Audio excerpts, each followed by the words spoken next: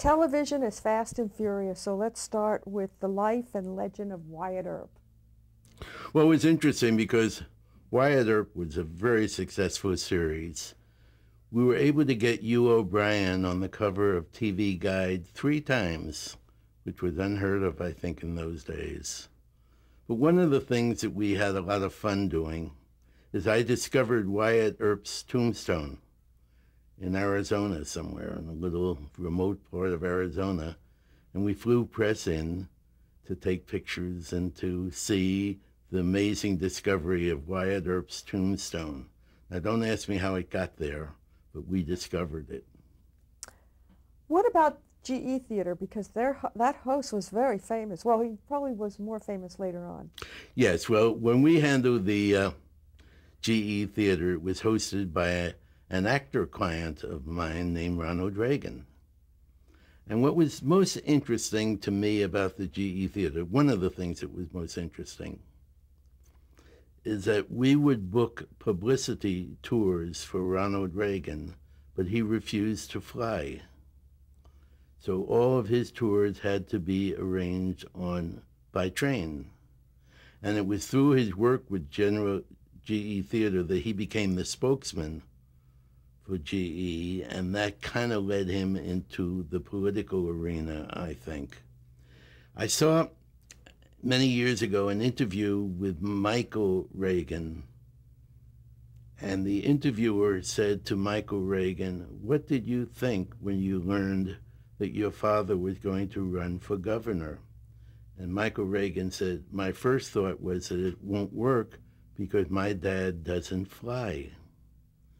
The interesting thing is that a few years ago, I had the good fortune to be at dinner with the Reagans.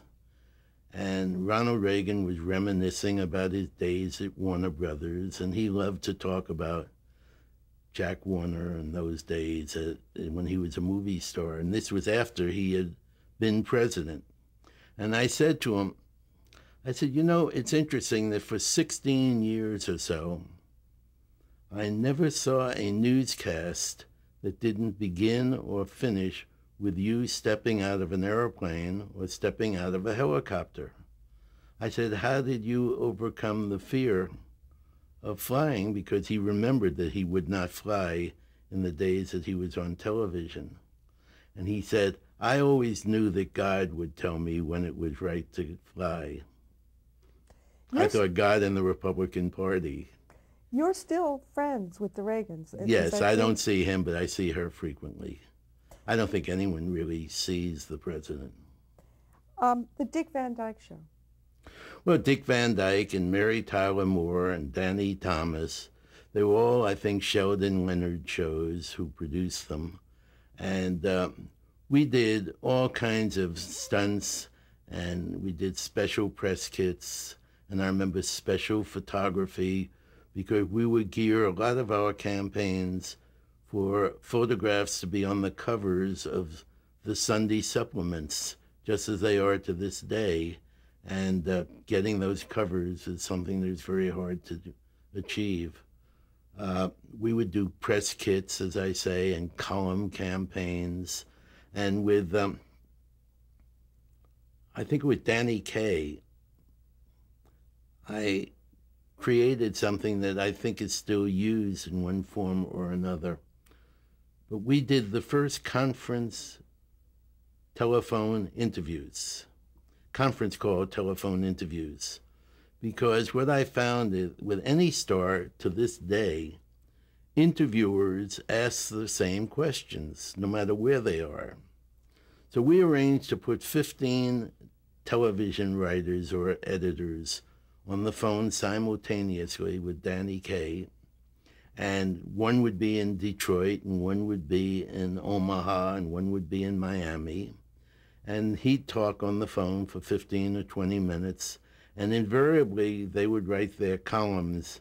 Danny Kaye told me yesterday, and never mentioned that there were 14 or 15 other journalists in on the same call.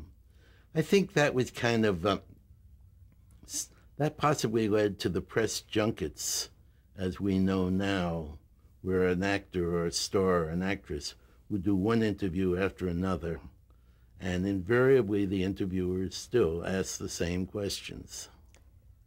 Did your publicity change according to what your target audience was, if you were trying to reach a younger audience? Well, in those days, they weren't as concerned with the demographics as far as age is concerned as they were in the total numbers. So our assignment was to help increase the number of viewers to a particular show and thereby help the advertiser, who in turn would increase sales in theory. We now, of course, there's a whole change because of computers and internets and electronic media and television shows. I might point out, I represented until, unfortunately, very recently, the late Steve Allen. And Steve Allen started a radio show in Los Angeles on KNX that was on every night at 11 o'clock till midnight. And he would talk to people in the audience and to people in the street, and he would bring a celebrity on for an occasional interview. And I remember thinking about this and saying to myself, we worked very hard to arrange an interview in one of the Los Angeles papers. Why don't we do interviews on radio? And I started to take Doris Day and people like that to Steve Allen's late night radio show. And everyone says that really started late night talk shows as we know them today. Steve Allen went from Hollywood to New York, where he started what is in effect the Tonight Show. But starting with those interviews on KNX, that opened up an area that no one had used before. Did you have any difficulties publicizing advertiser-sponsored shows? Or did the public not tell the difference if it was called? We didn't publicize the product or the advertiser. We just tried to get people to turn in to watch the Hallmark Playhouse or the DuPont Show of the Week. Our interest was to get the viewer interested in turning this on. Just as today, a movie company is interested in publicizing the movie so that people will go to buy tickets. And most of the time, we don't know who made that movie. We don't know if it was Universal or Sony.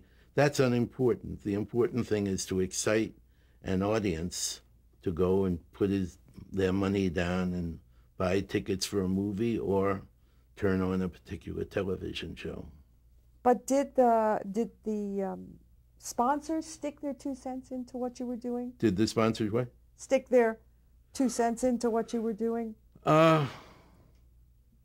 Occasionally.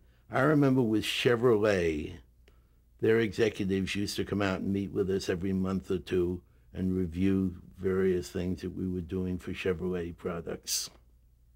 And I remember saying to the chairman, or I think the president or chairman of General Motors, I said, now that we are working for you, tell me, do we get a special rate if we buy one of your cars? He said, of course, but then again, you're going to give me a special rate for your publicity services, aren't you? I said, no, and he said no, and that was the end of it. Let's go to one that you alluded to really early, but the Texaco Star Theater. You did publicity for that. I handled Milton Berle in those days. I didn't work for Texaco, but I worked for Milton. And as a consequence, it was such a revelation for all of us. And Milton was one of the first to get major stars to go on his show. But even before that, I believe, Kirk Douglas was the first star that I recall ever to go on national television to plug a movie, because in those days, the movie studios abhorred television, and they thought it was a major threat, and they kept stars away from going on television. Kirk went on the Ed Sullivan Show to promote the movie Champion, and I always remembered that as being a first, well, one of the first. Well, let's talk about George Burns. See, you worked with a lot of funny men. He was the best. What was it? What was he like, personally and He was professionally? exactly what you get, what you'd see. No more, no less. Funny, cut right through it. To the day he died, I think, in 100 years old, he would go to his office, a little kind of nothing office on Cowan Boulevard. He'd go in every morning, answer his mail, make a few phone calls. Then his day would take him to Hillcrest Country Club for lunch, and his afternoon would be a few hours of bridge and go home. He once told an interviewer who asked him how he explained his longevity. And George Burns said, I drink 3 or 4 martinis a night. I smoke about a dozen cigars, and I hold the girl very tight when I dance with her.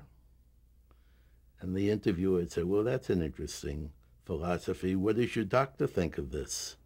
And he said, I wouldn't know. He died 10 years ago. So that was George Burns and his humor. George Burns, the first show was with Gracie Allen. When she decides to retire, because it was her choice, how do you handle the publicity on something like that? I think the show went off the air when she retired. It didn't continue, I don't think. At least I didn't continue after those days. I worked for George Burns later, and he came back a few times after Gracie died, but I really handled him personally when he made what was the movie Sunshine Boys, for which he won the Academy Award. There's a question. When you do publicity, and let's just talk about television, are there certain steps that you follow? Is television publicity different than... Yes. Could you share some of the things you do for television publicity? Well, I think that timing is extremely important. The idea is that you want to hit the reader or the viewer on almost the day of the show. So if I were to book a client who has a program on Wednesday night, if I were to arrange for that client to do the Today Show, for sake of argument, ideally I'd like that person on Wednesday morning. Timing is very important. So we prepare in advance, but you try to hold everything to occur and to run and to break within the few days of the air date. Was there, did the media outlets change? Or after all these years, is it still the same? It doesn't matter, the people might change, but the physical outlets that you would supply publicity to, are they the same today? Some of it is the same, and there have been other changes. For example, if you look at Time magazine, you will see the same sections in Time today that were there 30 years ago. There's a sports section, there's a fashion section, there's a business section, there's books and authors. Those are the same, even though, as you said, the people change, but the outlets are the same, and that holds true for most newspapers. Now, with that comes the whole expansion into the world of electronics, which is new. Electronics being talk shows, and being internet chats, and being all kinds of things that weren't around until the last 20 years or so. Did producers put their 2 cents in to the way you were Oh, publicizing? sure, of course. Sometimes with great and very constructive suggestions. I had the good fortune to work, I have, with Aaron Spelling and Merv Griffin and people like that, and they're very creative, and they'll have many ideas. Kirk Douglas, who is an actor, of course, but he was one of the first independent producers in the business. One of the very first, with the exception of during the 20s when Charlie Chaplin and Mary Pickford and Douglas Fairbanks formed United Artists. But then along came Kirk, first one after the studio system, set up his own independent production company. And he has, to this day, very creative ideas. To finish up on the craft of publicity for television, how do you do a press release? Are they the same? Did press releases change and evolve over the years? Or do they stay the same? I'm not sure I can answer that. A news story is a news story. It's the same story that the New York Times ran in 1920, and if you look at the front page of the New York Times today, it'll have the same formula. The news story that tells what it is and why they're writing it and when it is. And we do the same with basic releases. Now we modify them, we change them, we streamline some for a particular outlet. We do a lot more with the foreign markets today than we ever did before. But basically the stories and the press kits and the contents of the kits are basically the same. All right, here's a tough question. Did you ever coach the celebrities so they would do better in their interviews? I'm sure I have. I'm not sure I remember which one, but I imagine I have. Most of them are bright, and most of them have a story to tell, and they'll tell it in their own way. And they're, for example, I represent Jack Lemmon. I would never coach Jack Lemmon on what to say. He's been in the business for many, many years. He's very wise. He's very interesting. He's very bright. And all I have to do is be there in case something goes wrong.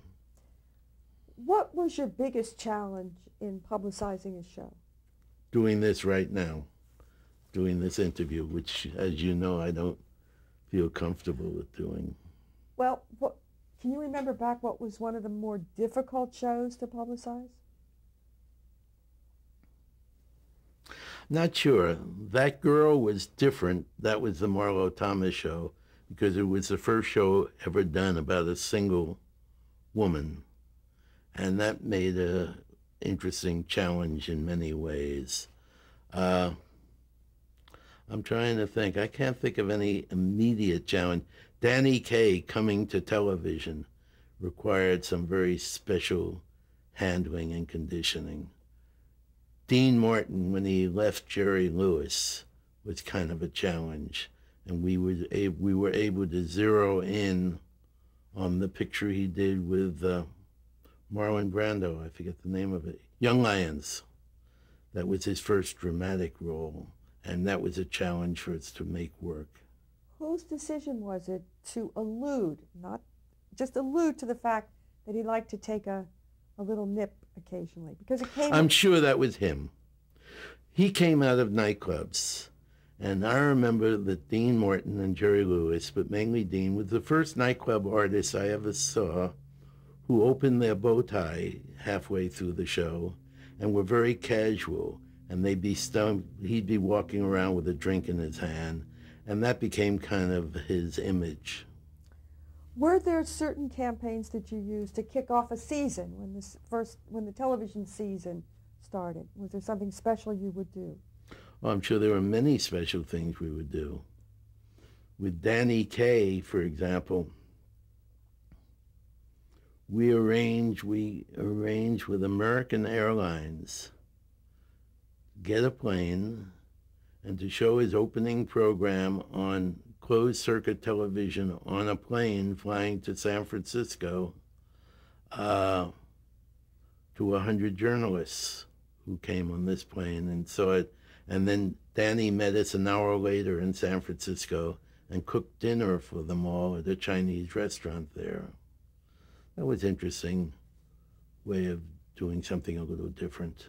What was the challenge with Lucille Ball? I mean, that broke a lot of stereotypes. When you handled the Lucille Ball show? Yes? I'm thinking, did you say what was the challenge? To publicize the Lucille Ball Well, show. I have to go back. With very few people who know, the Lucille Ball show started on radio, and she had a different husband. It wasn't Desi Arnaz. I'll think of the man's name in a minute. It was a Lucy show on radio. And then it was transferred to television, and she had married Desi Arnaz, and I guess, did a magnificent selling job to convince the network that Desi should play her husband because they were worried about his accent.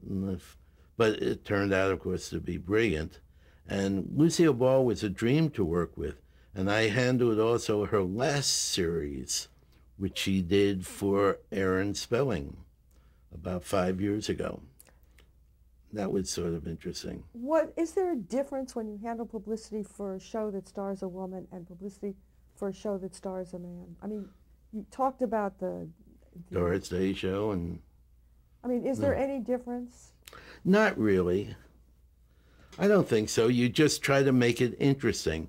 For example, we handled once a special starring Carol Burnett and Julie Andrews. And a wonderful lady who worked with us named Tammy Brenner was then running our television division. And she set up portraits of Julie Andrews and Carol Burnett, but she had one behind the other, and the one on top was choking. I think it was Julie Andrews' head on top of Carol Burnett, and Julie Andrews was choking Carol Burnett. Well, that picture broke all over the country. It couldn't miss. So I think what you try to do is find something interesting to either photograph or talk about. When you're doing television shows, do you interact with the networks, or are you on your own? No, we work very closely with the network PR publicity people, very closely. And we coordinate, and they now, I think, have a sense of appreciation of us, and we do of them. We work very closely. What changes have happened over the years in the publicity of programs, or have they changed? Well, as I said earlier, the whole influx of the electronic outlets, there are so many more areas for us to approach to publicize something than there used to be. But does that make it easier or harder? I think it makes it easier. It makes it easier that you can deal with so many more interesting outlets. And now, as I say, I have something happening this week, in connection with Mother's Day, with Elizabeth Taylor, who's going to go online and do a chat in connection with Mother's Day, that people will be speaking to her from all over the world. That couldn't happen 15, 20 years ago, or 10 years ago even. And that's just an example of the new possibilities that present themselves. How different is publicity for a celebrity client as opposed to publicity for a show? Good question.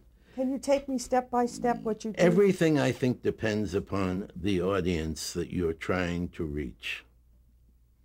Some of the individuals for whom I worked and do have hired us to help them get better jobs, to help them become more important, to be considered more important within the industry.